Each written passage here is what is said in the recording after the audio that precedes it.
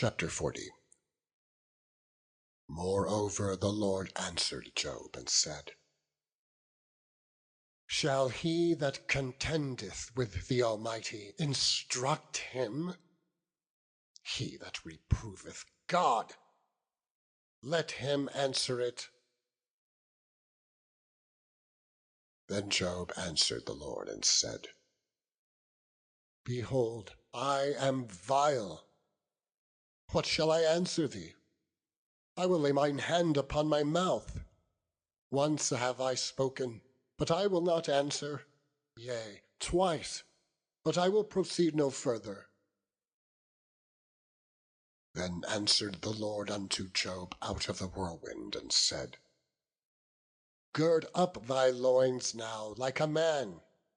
I will demand of thee, and declare thou unto me. Wilt thou also disannul my judgment?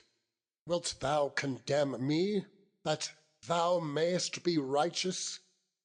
Hast thou an arm like God?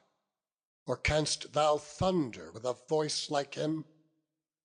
Deck thyself now with majesty and excellency, and array thyself with glory and beauty. Cast abroad the rage of thy wrath, and behold every one that is proud, and abase him. Look on every one that is proud, and bring him low, and tread down the wicked in their place. Hide them in the dust altogether, and bind their faces in secret. Then will I also confess unto thee that thine own right hand can save thee. Behold now Behemoth, which I made with thee. He eateth grass as an ox. Lo now, his strength is in his loins, and his force is in the navel of his belly. He moveth his tail like a cedar. The sinews of his stones are wrapped together. His bones are like strong pieces of brass. His bones are like bars of iron. He is the chief of the ways of God. He that made him can make a sword to approach unto him. Surely the mountains bring him forth food, where all the beasts of the field play. He lieth under the shady trees, in the covert of the reeds and fens. The shady trees cover him with their shadow. The willows of the brook compass him about. Behold, he drinketh up a river, and hasteth not. He trusteth that he can draw up Jordan into his mouth. He taketh it with his eyes. His nose pierceth through snares. Chapter 41. Canst thou draw out Leviathan with an hook, or his tongue with a cord which thou lettest down? Canst thou put a hook into his nose, or bore his jaw through with a thorn?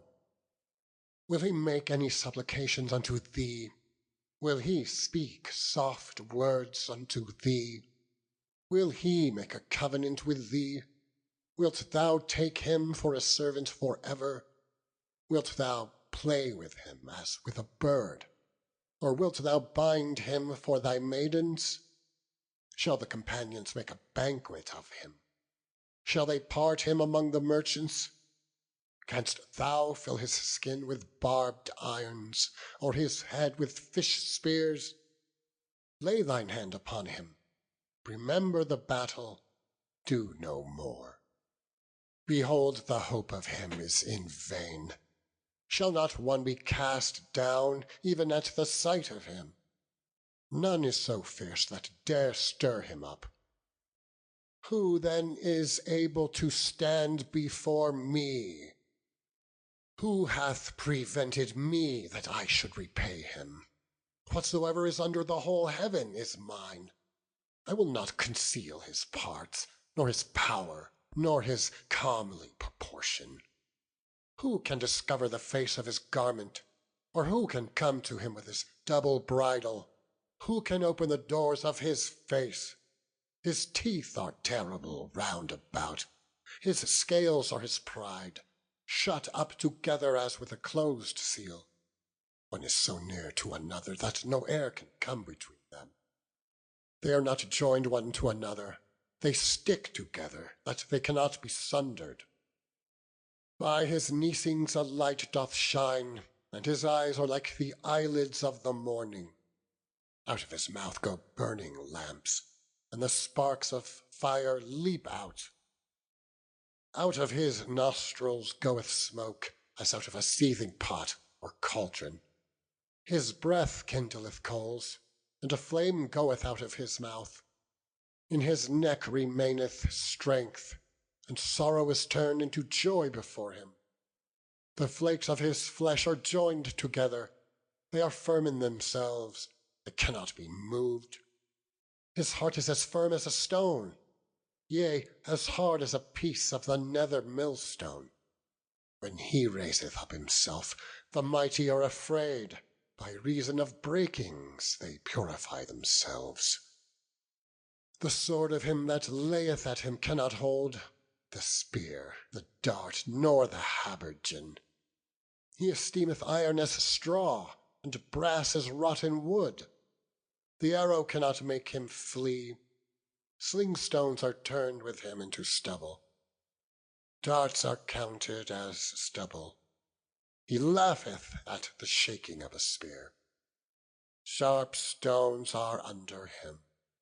He spreadeth sharp pointed things upon the mire. He maketh the deep to boil like a pot. He maketh the sea like a pot of ointment. He maketh a path to shine after him. One would think the deep to be hoary.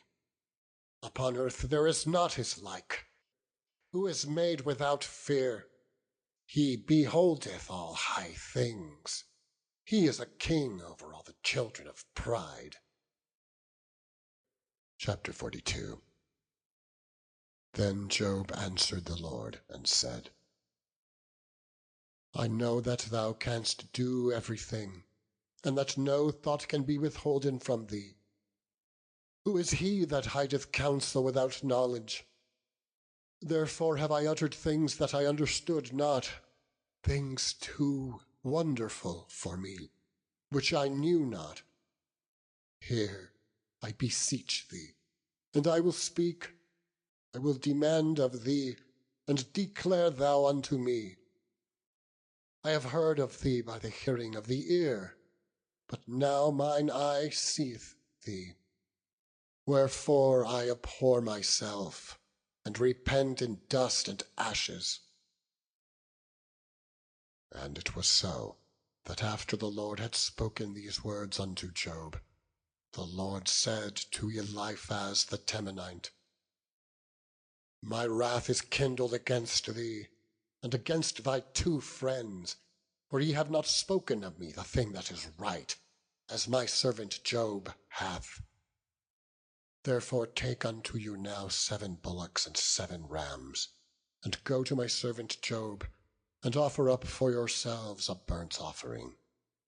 And my servant Job shall pray for you, for him will I accept, lest I deal with you after your folly, in that ye have not spoken of me the thing which is right, like my servant Job. So Eliphaz the Temanite, and Bildad the Shuhite, and Zophar the Naamathite went, and did according as the Lord commanded them. The Lord also accepted Job. And the Lord turned the captivity of Job when he prayed for his friends. Also the Lord gave Job twice as much as he had before.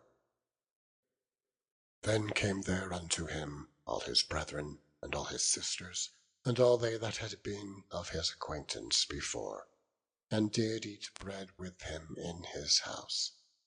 And they bemoaned him, and comforted him over all the evil that the Lord had brought upon him.